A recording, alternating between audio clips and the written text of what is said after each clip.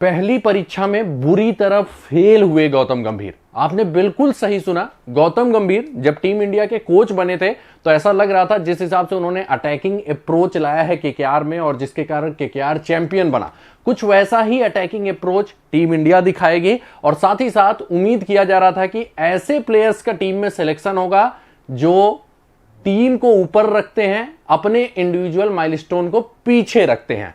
लेकिन अगर आप स्क्वाड देखेंगे ना तो आपको निराशा हाथ लगेगी। और सबसे बड़ी बात, स्क्वाड देखकर ऐसा लगता है ना गंभीर के पर्सनल प्रेफरेंस को ज्यादा प्रीफर किया गया है और जिन बल्लेबाजों में दम था या जिन प्लेयर्स में दम था उनको ज्यादा तवज्जो नहीं दिया गया है। और इसीलिए मैं बोल रहा हूं परफॉर्मेंस पे कम, उम्मीद पर ज्यादा हुआ है सिलेक्शन गौतम गंभीर के फर्स्ट स्टिंट में। और साथ ही साथ बोल सकते हैं गौतम गंभीर की जो फर्स्ट अग्नि परीक्षा थी स्क्वाड वाला, उसमें बुरी तरह से फेल हो गए हैं गौतम गंभीर। नमस्कार, मैं हूं आपका फेवरेट सिद्धांत त्रिपाठी और इस वीडियो में हम बात करने वाले हैं आखिर कहां कहां आपको स्क्वाड में कमियां दिखाई देंगी और क्यों मैं बोल रहा हूं कि गौतम गंभीर से जो उम्मीदें थी उस पर पूरी तरह से खरे नहीं उतरे हैं। तो स्टार्ट करते हैं वीडियो, लेकिन उससे पहले क्या करना है, वीडियो कर देना है जल्दी से लाइक और शेयर। आप लोग का प्यार और समर्थन मिलता रहता है तो काफी अच्छा लगता है। उसके अलावा जो भी नए यूजर्स हैं चैनल को सब्सक्राइब करके बेल का आइकन जरूर प्रेस कर दीजिएगा, जिससे आप लोग को टाइमली नोटिफिकेशंस मिलता रहे। और जो सबसे इंपॉर्टेंट बात है कि फेसबुक पेज पे देख रहे हैं तो पेज को भी लाइक, शेयर और फॉलो कर दीजिएगा, ठीक है। तो स्टार्ट करते हैं। सबसे पहले देख लेते हैं कि क्या क्या कंट्रोवर्शियल डिसीजन लिए गए हैं इस सिलेक्शन कमेटी द्वारा। तो पहला जो डिसीजन है कि अटैकिंग बल्लेबाजों को हटाकर शुभमन गिल को प्रीफर किया गया है। और दूसरी बात, शुभमन गिल को ना कप्तानी भी उनको थाली में लाकर परोस दी गई है कि तुम्हें कोई टीम से, मतलब कि आपकी प्लेइंग 11 में वैसे जगह नहीं डिजर्व कर रहे हैं आप, लेकिन आपको वाइस कप्तान हम बना देते हैं। तो उसके बाद क्या होगा कि आप प्लेइंग 11 से बाहर ही नहीं होंगे। मतलब एक तरीके से उन्हें पहले तो गलत तरीके से इनसे ज्यादा डिजर्विंग कैंडिडेट थे T20 इंटरनेशनल में जिनकी जगह बन रही थी इंडिया के स्क्वाड में, लेकिन वो नहीं आए। और साथ ही साथ ऐसा डाउट था कि अगर वो खेलते तो ये शायद प्लेइंग 11 में भी नहीं रहते। तो भाई इनके साथ एक एक्स्ट्रा कोटा सिस्टम लगा दिया गया कि लो भाई आपको वाइस कप्तान बना देते हैं, अब आप दिल खोल के खेलो, आउट ऑफ फॉर्म हो या कुछ भी हो, पर्सनल माइलस्टोन को अपने ऊपर रखो, लेकिन आपकी टीम में जगह बनी रहेगी। अब मैं ऐसा क्यों बोल रहा हूं, तो अगर आपने जिम्बाब्वे सीरीज देखा होगा तो आपको दिखाई दिया होगा कि दो ऐसे बल्लेबाज थे जो काफी अटैकिंग खेल रहे थे।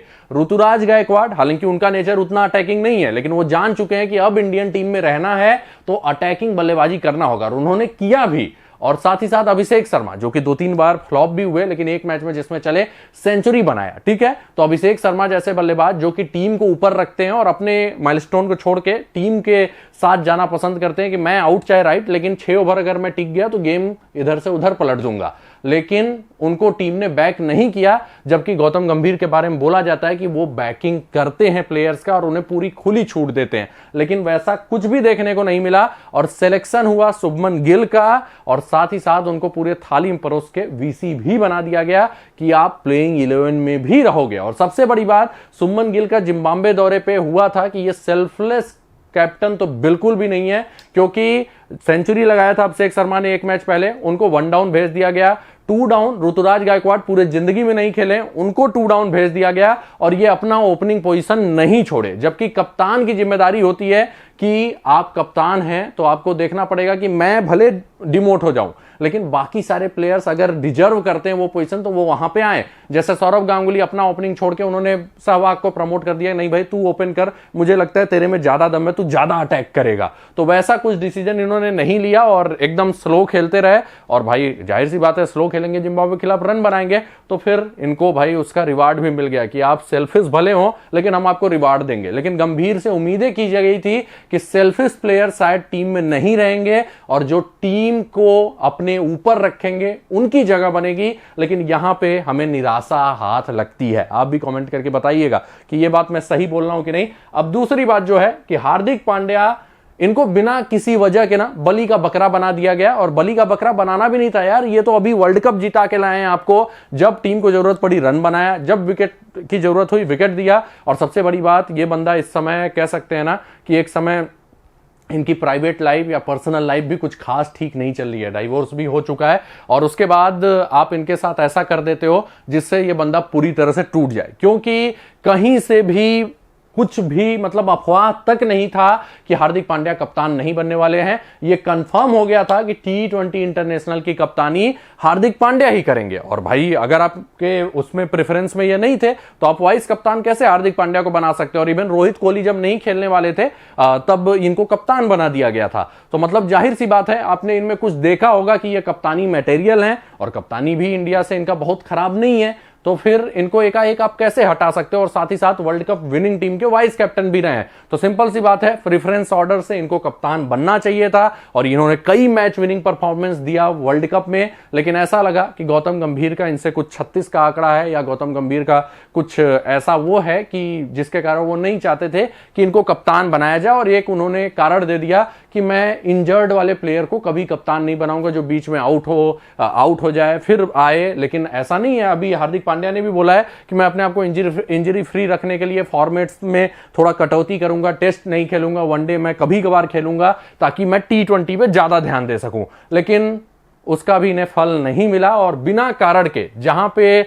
इनके परफॉर्मेंस को रिवार्ड देना चाहिए था, और सीधे सी बात है कि वाइस कप्तान थे तो भाई इनको कप्तान बनाया जाना चाहिए था। लेकिन गौतम गंभीर सूर्य कुमार यादव को थोड़ा ज्यादा पसंद करते हैं और एकाएक सूर्य कुमार यादव अनएक्सपेक्टेड रूप से कप्तान बना दिए जाते हैं। और हार्दिक पांड्या जो कि ज्यादा डिजर्विंग कैंडिडेट थे, ये आईपीएल में भी कप्तानी कर चुके हैं, एक आईपीएल ट्रॉफी भी है, एक में मतलब कि एक में रनर अप भी रह चुकी है इनकी टीम, लेकिन उसके बाद भी इनको कप्तान नहीं बनाया जाता है। और ये एक बहुत ही शॉकिंग डिसीजन है, मतलब इनके कैप्टेंसी के परफॉर्मेंस को नहीं दिया गया रिवॉर्ड और सीधे सीधे बस एक उम्मीद पे सूर्या को कप्तान बना दिया गया कि सूर्या शायद ज्यादा अच्छे कप्तान साबित होंगे। तो यही मैं बोल रहा हूं, परफॉर्मेंस को बिल्कुल भी यहां पे तवज्जो नहीं दिया गया है। अब बात करते हैं कि भाई ऋतुराज गायकवाड की जगह T20 में अगर लास्ट 2 सालों में परफॉर्मेंस देखेंगे ना, अगर रोहित और कोहली नहीं खेल रहे हैं, 2 बड़े प्लेयर नहीं खेल रहे हैं, तो उसके बाद टॉप 3 में इंडिया की तरफ से किसी ने परफॉर्मेंस दिया था तो वो ऋतुराज गायकवाड थे। और सबसे बड़ी बात, अच्छी अच्छी टीमों के अगेंस्ट उनका परफॉर्मेंस आया है, साउथ अफ्रीका के अगेंस्ट, ऑस्ट्रेलिया के अगेंस्ट।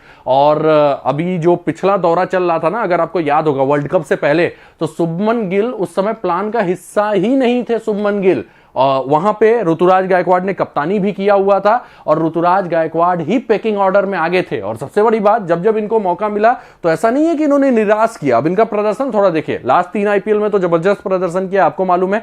शुभमन गिल ने भी एक आईपीएल में अच्छा प्रदर्शन किया है, लेकिन गायकवाड कंसिस्टेंसी दिखाते हैं। और साथ ही साथ अब उन्हें पता चल गया था कि अब टीम में अटैकिंग बल्लेबाजों की जरूरत है, जो 150 160 के स्ट्राइक रेट से खेलें। हमें 130 वाले स्ट्राइक रेट वाले बल्लेबाजों की जरूरत नहीं है, क्योंकि क्रिकेट बदल रहा है। तो भाई जाहिर सी बात है, अगर इन्होंने अपना स्ट्राइक रेट बढ़ाया है विथ बेटर एवरेज, तो भाई इनको इनाम मिलना चाहिए था, लेकिन वैसा भी नहीं हुआ। अब थोड़ा सा देखते हैं ऋतुराज गायकवाड का 2023 और 2024 में परफॉर्मेंस। ये इंडिया से खेलते हुए 8 मुकाबलों में 365 रन बनाए हैं 2023 में, 73 का एवरेज है। स्ट्राइक रेट देखिए 147.2 का, मतलब 73 का आप एवरेज भी मेंटेन कर रहे हैं और लगभग 150 का स्ट्राइक रेट। ठीक, फिर 2024 में अभी जिम्बाब्वे के खिलाफ, जहां पे गिल काफी आराम से खेले, अपना एकदम मान के कि मुझे कोई कुछ कर ही नहीं सकता, उस हिसाब से उन्होंने खेला।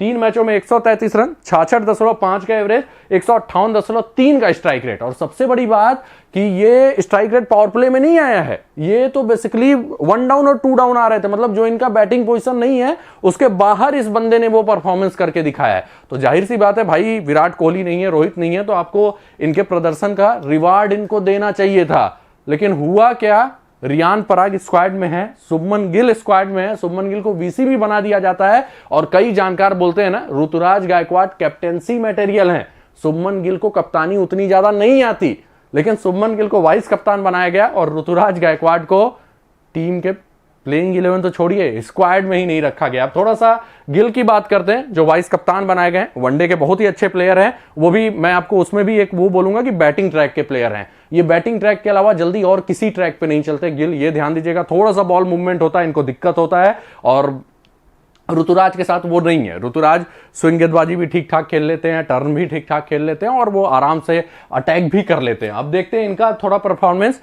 2023-24 में कुल मिला के 19 T20 इंटरनेशनल मुकाबले इन्होंने खेले, 29.7 का एवरेज है। उस बंदे का दोनों अगर ईयर ले लेना तो 60 के ऊपर का एवरेज है, इस बंदे का 29.7 का एवरेज है, मतलब आधे का एवरेज में अंतर है। आप सोच रहे होंगे भाई क्या पता अटैक करने में आउट हुए होंगे, तो स्ट्राइक रेट देख लेते हैं 139.5 का, और वो बंदा 150 के ऊपर के स्ट्राइक रेट से खेल रहा है। तो आपको समझ में आ रहा होगा कि जाहिर सी बात है यहां राजनीति की गई है। गंभीर का कुछ पर्सनल प्रेफरेंस है गिल पे, उनके दिमाग में बैठा हुआ है कि गिल ज्यादा अच्छे कैप्टन है, गिल ज्यादा अच्छे प्लेयर हैं, और इसलिए रिकॉर्ड्स को पूरी तरह से हटा दिया गया, परफॉर्मेंस को पूरी तरह से मिटा दिया गया, और सिलेक्शन हो गया शुभमन गिल का। तो यह भी काफी शॉकिंग सिलेक्शन था, और ऊपर से वाइस कप्तान भी बना दिए जाते हैं। अगर आप 10 में से पूछेंगे ना 10 लोगों से, तो उसमें से 9 लोग बोलेंगे कि गिल अच्छे कप्तान नहीं है और गिल कप्तानी के मटेरियल नहीं है।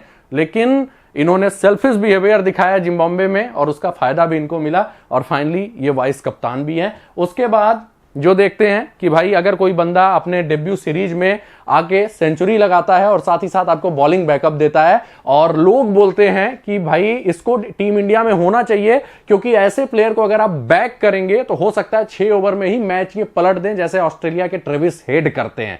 तो कुछ वैसा ही प्लेयर इंडिया को मिला था अभिषेक शर्मा के रूप में। हाँ, थोड़ा सा ये भरोसेमंद नहीं है, लेकिन T20 में एक ऐसे बल्लेबाज पे आपको रिस्क लेना पड़ेगा जो कि 6 ओवर अगर टिक गया ना तो तगड़ा ऐसा मतलब हिटिंग करे कि विरोधी एकदम हताश हो जाए। पूछिए मुंबई इंडियंस से, जब ये और हेड मिल के मुंबई इंडियंस की ले रहे थे ना, तो बहुत भयंकर हताश हो गए थे गेंदबाज उधर के। बुमराह को हार्दिक लाया ही नहीं, उनका दिमाग ही नहीं काम करना बंद कर दिया था। तो आप समझ सकते हैं कि इस बैटर में क्या कैपेबिलिटी, और एक सेंचुरी लगा के ही अपनी कैपेबिलिटी दिखा सकते हैं। अब केवल बैटिंग ही नहीं है, बॉलिंग भी करते हैं ये, और बॉलिंग से भी इन्होंने लास्ट T20 में काफी इंप्रेस किया, उससे पहले भी किया। और सबसे बड़ी बात कि उसके बाद लग रहा था कि ओपनर शायद इंडिया के, अगर हम देखेंगे अटैकिंग बल्लेबाजों में, तो शायद यशस्वी और ये हों, लेकिन इनको ड्रॉप कर दिया जाता है। शुभमन गिल जो आराम से स्लो खेलते हैं वो खेलते हैं। और सबसे बड़ी बात कि रियान पराग को यह बोला जाता है, जो कि 2 पारियां उनकी हुई, दोनों में वो फ्लॉप हुए, उतना रन नहीं बना पाए, ठीक है, तो उनको यह बोला जाता है कि वो हमें बॉलिंग बैकअप देंगे। उनका सिलेक्शन है, लेकिन जो बंदा बैटिंग से एक मैच में शतक लगा चुका है, उसके अलावा बॉलिंग में ये रियान पराग से बहुत अच्छे गेंदबाज हैं, तो इनका सिलेक्शन नहीं होता है। तो ये सीधे सीधे दिखाता है कि ये जो टीम सिलेक्शन था ना, उसमें पर्सनल लाइकनेस को ज्यादा तवज्जो दिया गया है और परफॉर्मेंस को प्रेफरेंस नहीं मिला है। और इसीलिए मैं बोल रहा हूं कि पहला जो अग्नि परीक्षा है उसमें बुरी तरह से फेल हुए हैं गौतम गंभीर। हमें उम्मीदें कुछ ज्यादा थी, लेकिन बहुत खराब उस पे उतरे हैं, खरे पूरी तरह से नहीं उतरे हैं गौतम गंभीर। और ऐसा लग रहा है कि परफॉर्मेंस करने वालों को रिवॉर्ड नहीं दिया गया है, जिनको गौतम गंभीर पसंद करते हैं उनको टीम में ले लिया गया है। और देखिए इससे होता क्या है, होता यह है कि एक समय यह होता है कि जो बल्लेबाज ज्यादा डिजर्विंग है ना, वो ये मान लेते हैं मेरे साथ राजनीति हो रहा है, मैं कुछ भी करूंगा, मेरा सिलेक्शन नहीं होगा, और वो अंदर से टूट जाते हैं, फिर उनसे परफॉर्मेंस आना बंद हो जाती है। और ये भाई भारतीय टीम के लिए कहीं से भी सही नहीं है। तो आप भी कमेंट करके बताइएगा कि जो पॉइंट मैंने यहां पे रेज किया है वो सही है कि नहीं है, और अगर आपको लगता है कुछ और राजनीति भी हुआ है तो वो भी कमेंट करके बताइएगा। मिलते हैं अगले वीडियो में कुछ नए अपडेट्स के साथ। वीडियो को लाइक और शेयर जरूर कीजिएगा, साथ ही साथ चैनल को सब्सक्राइब करके बेल का आइकन प्रेस कर लीजिएगा। और उसके अलावा क्या करना है, फेसबुक पेज पे है तो पेज को लाइक कीजिए, फॉलो कीजिए, शेयर कीजिए, और क्या कमेंट कर दीजिएगा। जय हिंद, जय भारत।